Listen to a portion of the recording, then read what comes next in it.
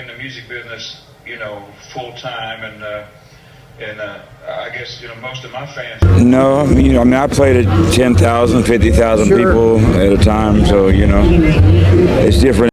David Allan Coe's last interview. It was not a polished sit-down. It was not a PR moment. It was not a man trying to impress anyone.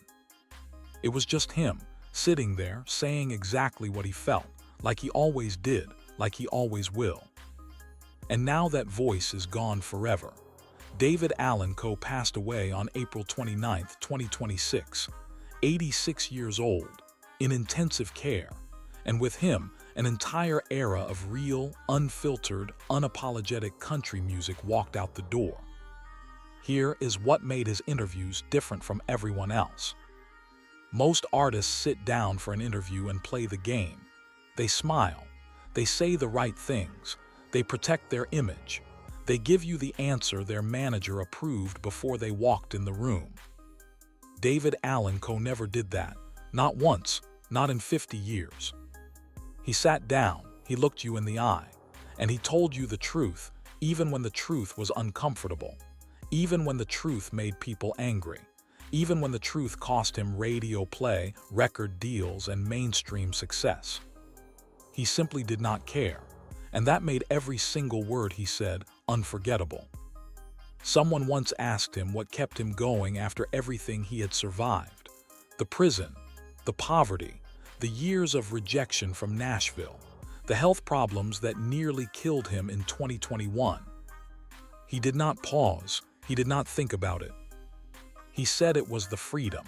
He said music was the only thing he ever truly knew how to do, and he made it clear money was never the point, not even close.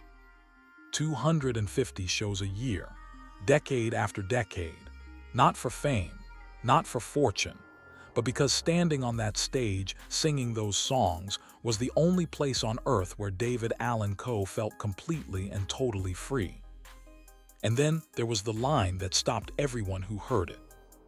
He said they could lock him in a cell. They could take everything away from him. They could put him in the darkest hole imaginable, but they could never touch the songs forming inside his head. That one line explains his entire life. A boy sent to reform school at 9 years old. A young man who found music inside prison walls. A man who drove a hearse to Nashville with nothing and refused to leave until the world listened. Nobody gave him a chance, so he made his own. His interviews did not feel like interviews. They felt like conversations with someone who had already been through the worst life had to offer and came out the other side still standing, still singing, still telling the truth. He never softened his words. He never performed for the camera. He just talked, straight, simple, real. That is what made people lean forward every single time he spoke. David Allan Coe did not leave behind a goodbye. He left behind decades of truth, decades of words that hit harder than most people's songs. The original outlaw, 86 years of never backing down. Rest easy, legend.